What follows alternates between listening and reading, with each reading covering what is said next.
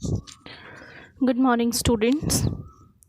Today we will discuss about types of chemical reactions. कि जो chemical reactions हैं वो कितनी तरह की होती हैं, आज हम वो डिस्कस करेंगे.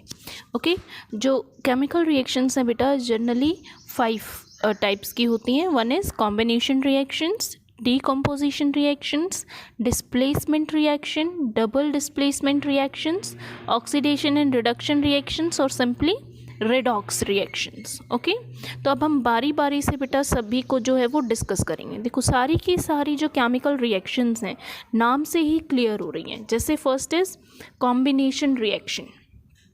कॉम्बिनेशन मीन्स कंबाइन होना. जब दो या दो से ज़्यादा रिएक्टेंट्स कंबाइन होकर सिंगल प्रोडक्ट बनाते हैं that is called combination reactions. For example magnesium plus oxygen they form magnesium oxide. तो मैग्नीशियम और ऑक्सीजन ने कंबाइन करके क्या किया, सिंपली एक कंपाउंड बना दिया that is called combination reaction. Simply calcium oxide plus water that forms calcium hydroxide.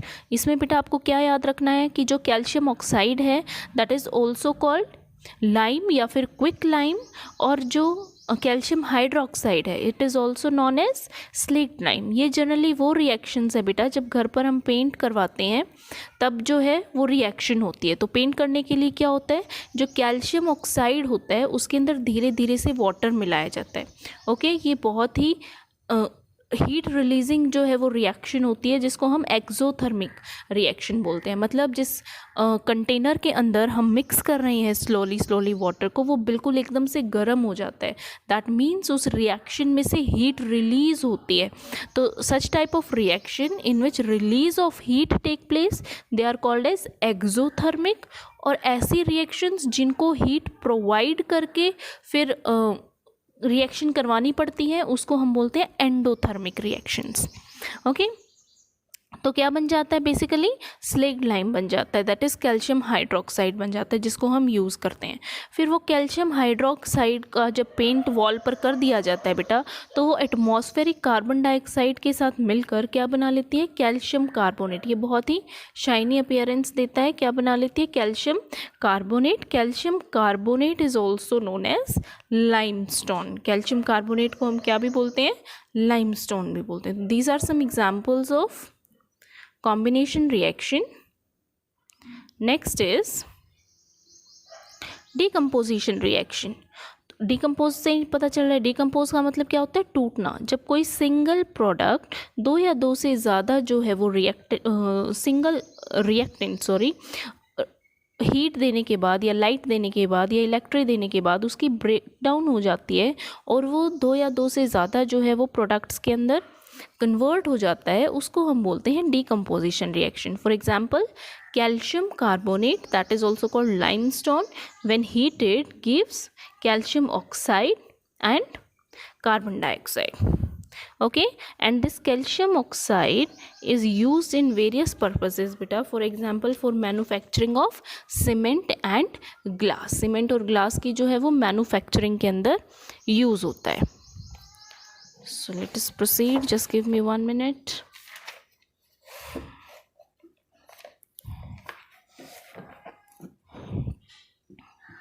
Next is जो डीकम्पोजिशन रिएक्शन होती है बेटा, decomposition reaction can be done by 3 ways. 3 तरीके से करी जा सकती है.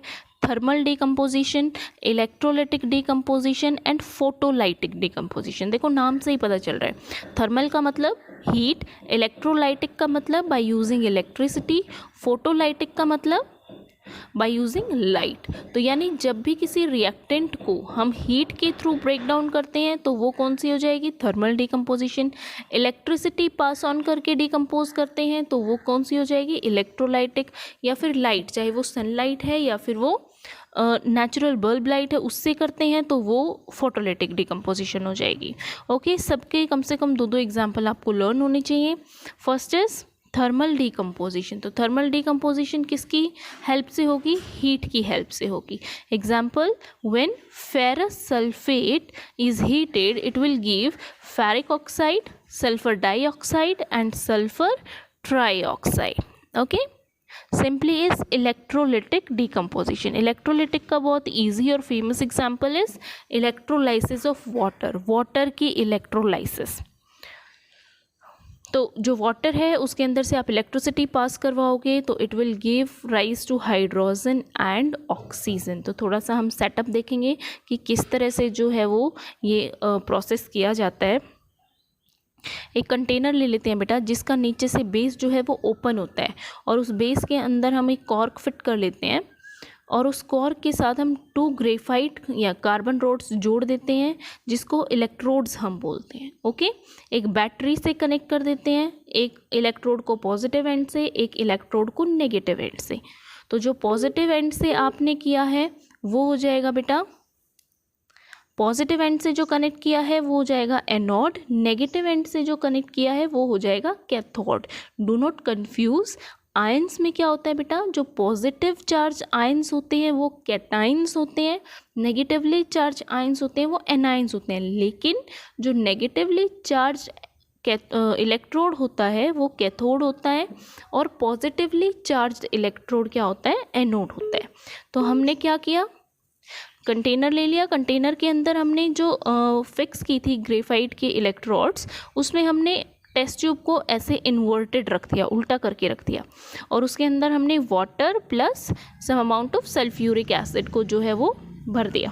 फिर जैसे ही आप इसके अंदर से क्या करेंगे, इलेक्ट्रिसिटी पास करवाएंगे तो उससे क्या होगा, इलेक्ट्रोलाइसिस होना जो है वो स्टार्ट हो जाएगा, आयंस की फॉर्मेशन जो है वो स्टार्ट हो जाएगी। तो आयन जैसे जैसे पहले तो क्या होगा, दोनों के अंदर पानी भर जाएगा, लेकिन धीरे धीरे ये जो टेस्ट ट्यूब्स हैं, टेस्ट ट्यूब्स का जो लेवल है वाटर का वो गिरने लग जाएगा बेटा। वो क्यों गिरने लग जाएगा, क्योंकि वहाँ पर जो है वो एयर डिपॉजिट होने लग जाएगी, एयर वाटर को रिप्लेस करने लग जाएगी। और आप इंटरेस्टिंगली क्या देखेंगे कि जो एनोड है, एनोड पर जो लेवल है पानी का वो कम गिरा है और कैथोड पर ज़्यादा गिरा है। तो इसका मतलब क्या कि कैथोड पर जो है वो ज़्यादा अमाउंट ऑफ एयर बनी है और इधर कम। तो जो कैथोड की तरफ बनती है दैट इज़ बेटा हाइड्रोजन और जो एनोड के ऊपर बनती है दैट इज़ ऑक्सीजन। और दोनों किस रेशियो में बनते हैं, 2:1। ओके, तो हाइड्रोजन की डबल अमाउंट बनती है और ऑक्सीजन की जो है वो उससे हाफ अमाउंट बनती है। ओके, तो इस तरह से वाटर की इलेक्ट्रोलाइसिस की जाती है। Next is photolytic decomposition. What is photolytic decomposition, वो डिकम्पोजिशन रिएक्शन जो कि किसकी प्रेजेंस में करवाई गई हो, लाइट की प्रेजेंस में। For example AgCl, silver chloride को जब आप लाइट में रखते हैं it will break down into silver and chlorine. किस में कन्वर्ट हो जाता है, सिल्वर और क्लोरीन के अंदर जो है वो कन्वर्ट हो जाता है। ओके, उसके बाद आता है use of decomposition reaction. Decomposition reaction का यूज़ क्या है, ऑब्वियसली बेटा जो मेटल्स होते हैं वो बिल्कुल प्योर फॉर्म में नहीं मिलते हैं, वो अपने ऑक्साइड्स या क्लोराइड्स में मिलते हैं। तो डिकम्पोजिशन की हेल्प से उनको क्या किया जाता है, उनके ऑक्साइड्स और क्लोराइड से प्योर मेटल की एक्सट्रैक्शन करी जाती है। ठीक है, क्या किया जाता है, जो मेटल है उसको फ्यूज यानी मोल्टन फॉर्म में, नॉट कम्प्लीटली सॉलिड, हल्का सा मोल्टन फॉर्म में, चाहे वो क्लोराइड में है या मेटल ऑक्साइड में एग्जिस्ट कर रहे हैं, फिर उनको डिकम्पोज किया जाता है इलेक्ट्रिसिटी पास करने के बाद। तो उसमें जो है वो मेटल्स हमेशा कैथोड के ऊपर जो है वो डिपॉजिट हो जाते हैं। Cathode is what, negative electrode. और जो हमारा डाइजेशन का प्रोसेस होता है that is also decomposition reaction. Decomposition reaction कैसे, जो हम कॉम्प्लेक्स फूड खाते हैं बेटा वो ब्रेक डाउन होकर सिंपलर वन के अंदर कन्वर्ट होता है। जैसे कि ग्लूकोज है वो सिंपल शुगर्स में कन्वर्ट हो जाएगा, प्रोटीन्स हैं वो अमीनो एसिड्स के अंदर कन्वर्ट हो जाएंगे। तो इस तरह से वो they are also an example of decomposition reaction. Okay, next is displacement reaction.